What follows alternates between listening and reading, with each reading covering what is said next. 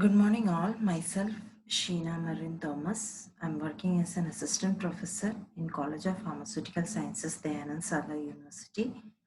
Today, I would like to take a class or lecture on the topic adverse drug reactions. I would like to share the screen for the same. So, this is about adverse drug reaction. In this lecture, I would like to include the following contents. That's the definition for adverse drug reaction, the classification for area, then about drug interaction, which is also a type of adverse drug reaction, the types of drug interaction, methods for detecting drug interactions, and various ADR monitoring or the reporting forms which are available, like spontaneous case reports, adverse drug reaction reporting system, as well as record linkage studies. So first, coming to the definition for adverse drug reaction, any response to a drug which is noxious and unintended, and it usually occurs at normal doses in man, where it is used for the prophylaxis of a disease condition, diagnosis of a disease condition, or sometimes treatment for that particular disease condition. So any drug, when we are administering to a particular patient, they can have two kind of effects. Either they will have beneficial effects, which is the required effect or the positive kind of effect, and undesired effect, which comes under the negative effect or the adverse drug reaction. Desired effects are always clinically useful, and undesired effects is harmful to the patient and can deteriorate their health condition. And one more thing regarding ADR which has to be kept in mind is there are always noxious and unintended response to a particular drug. The next one about ADR is it can develop immediately after the administration of a particular drug, and sometimes it can develop after years after stopping of a particular drug. So it can develop promptly or after prolonged medication or even after the stoppage of administration of drug. There are more commonly seen with patients with multiple drug therapy and in elderly patients. Next one is how ADAs can be classified. ADAs can be classified based on four criteria. One is onset of event. In onset of event, it is classified like acute, subacute, and latent. And next one is Wilson-Brown. It is classified as type A or augmented ADA, type B or bizarre ADAs, type C or chronic ADAs, type D or delayed adverse drug reaction of treatment. And another criteria is based upon the severity. They can be classified as minor, moderate, severe, and lethal. And other class of adverse drug reactions are there, which include side effects, idiosyncrasy, excessive pharmacological effect, secondary pharmacological effect, allergic drug reaction, sudden drug withdrawal, or genetic factors. All will come under other pharmacological classification. Next one is about Wilson-Brown classification. In Wilson-Brown classification, which is also known as alphabetical classification of adverse drug effect, and here all areas are classified as type A, B, C, D, and E. Type A is also known as augmented adverse drug reaction. It occurs due to the pharmacological action of the drug, overdose of the drug, insulin-induced hypoglycemia, where this hypoglycemia occurs due to the pharmacological action of the insulin. Second one is type B or bizarre effect, which mainly occurs due to the anaphylactic reactions due to different kind of drug. One example is anaphylactics due to penicillin. It's not related to pharmacological action of the drug, hence it is unpredictable, and death rate is usually high. Type C is chronic effect, which usually occurs after prolonged or continuous usage of a particular drug. So here example is colonic dysfunction due to laxatives. Type D or delayed effect. Here the drug might have started by the patient and might have stopped by that particular patient. After several years, the patient develops ADA to this particular drug. Secondary cancers can be seen in patients treated with alkylating agents for Hodgkin's lymphoma. And last one is type B or end of treatment, where sudden withdrawal of that particular drug can cause withdrawal kind of disease condition, because anticonvulsants like phenytoin, phenobarbital, if we are suddenly removing, it can lead to withdrawal seizures. Then what are the different predisposing factors or the causes for development of ADR? ADR, first one is polypharmacy. Polypharmacy is nothing but concomitant intake of 5 or more than 5 drugs by one single patient. So more amount of drug means more chances of drug interaction and can lead to any kind of ADR to the patient. Next one is any kind of disease condition or renal impairment or hepatic impairment also leads to multiple ADRs. Next one is all kind of people are not prone to ADR, but elderly and geriatric patients are more prone to the development of ADR. In geriatric patient, if dose is not being properly controlled, nitrates or AC inhibitors can lead to postural hypotension. Similarly, neonates, the drug handling capacity is very low. So one of the example for ADR is chloramphenicol induced gray baby syndrome. Sometimes, and then about the drug characteristic, that is a nurse factor which can lead to adverse drug reaction. Sometimes drug itself will be cytotoxic in nature, so the administration requires very important monitoring or parameter.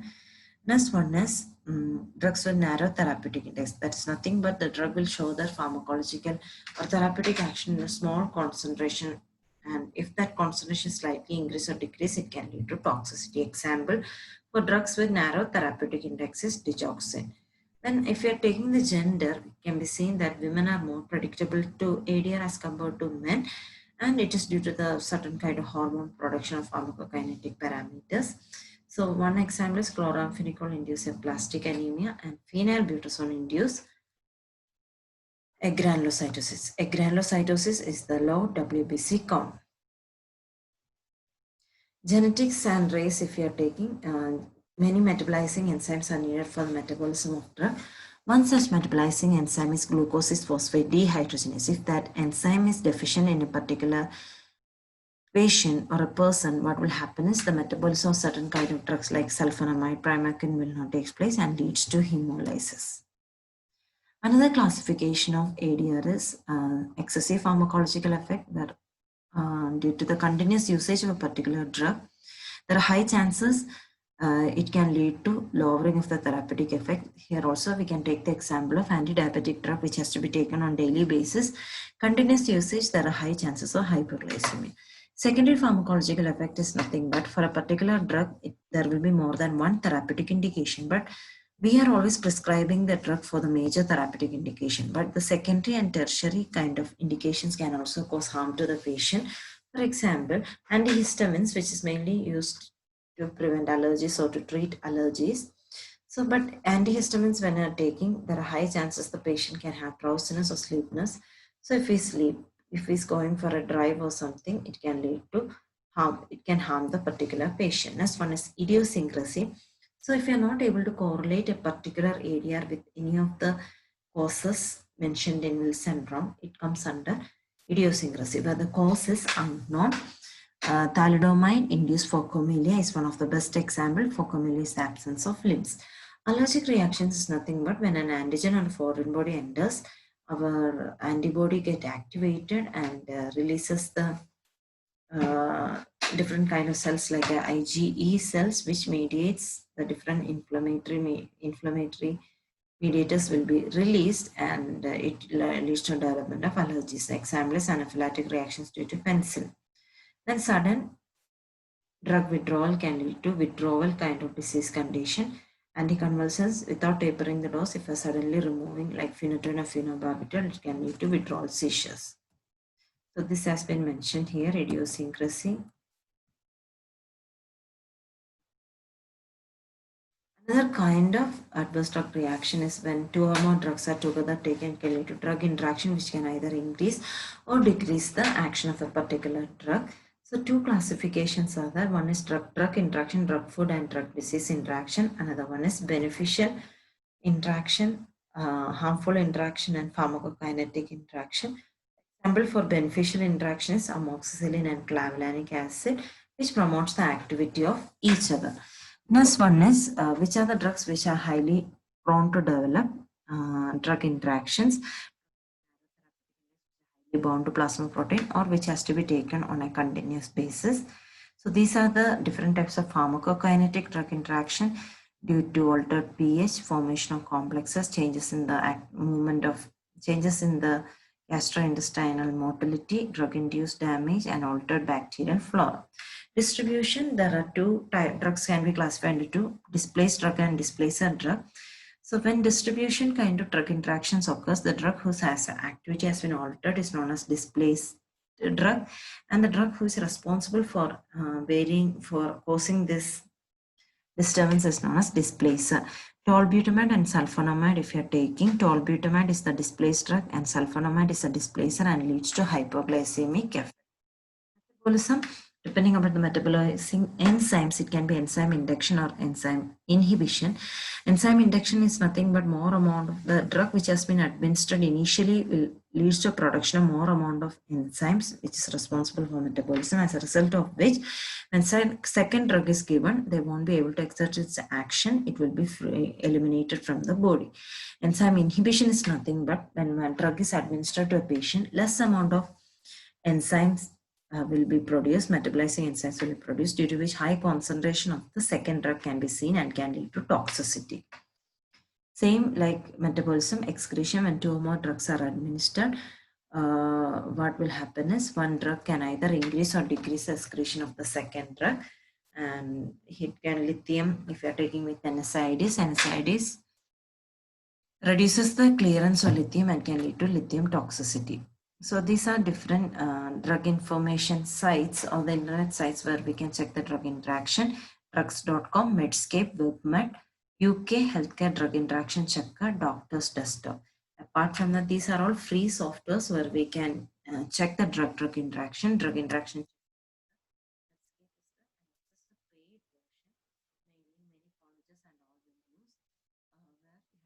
Pay and buy this particular software so that it will be helpful for the student. Micromedics drug interaction.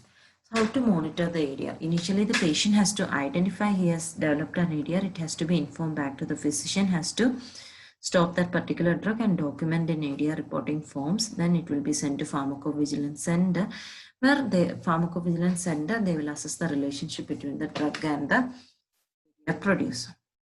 So these are the patient-related information which has to be collected: patient's demographics, chief complaints, past medical and medication history, any allergies, current medications, and lab investigation. Details of the suspected ADR, what all things, and that is which drug has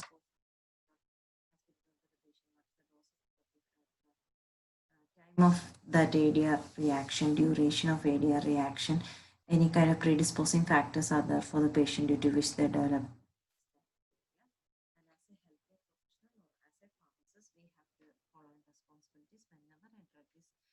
Given to an inpatient or outpatient, always keep in mind the high chances of drug interaction. If it's an inpatient, as a healthcare team, all the people, all the doctors, nurses, pharmacists together, they should go to the patient's bedside and see the case sheet and ask the patient if any kind of problems are there. So during the smart rounds, we can do patient counseling, drug information, medication history, and maintaining professional relationship with other healthcare professionals. So not only drugs can having more chances to develop ADR, some kind of patients also will be in a risk factor to develop an ADR. Those who are having liver or renal impairment, those who have any kind of allergic reaction, those who are on polypharmacy, and pregnant and breastfeeding women. So ADRs, all ADRs cannot be documented. If an ADR is considered as life-threatening, it has to be documented. If more hospitalization is required, if any kind of disability is there for the patient which is permanent, that is thalidomide-induced phocomelia, any birth defect, congenital anomalies, that is from the birth itself, any kind of problems are there, like gray baby syndrome due to chloramphenicol. So these all areas has to be properly documented. Then these are the forms which are available. Commonly, these forms are known as spontaneous case reports. So whenever an ADR happens to a patient, the doctor or the nurse or the pharmacist, patient himself can document in spontaneous case reporting forms, where three steps are the data acquisition, data interpretation, and data assessment. Data acquisition, we are collecting all the details from the patient. Data assessment is nothing but Individual case reports sent by different doctors will be combined together and we will study about that particular area. In UK, we are using yellow card, in Australia, blue card, and in US, MedFast reporting form is there, and in India, suspected adverse drug reaction reporting forms. These reporting forms helps to monitor and document the safety, quality, and efficacy of medicines and safeguard the public health.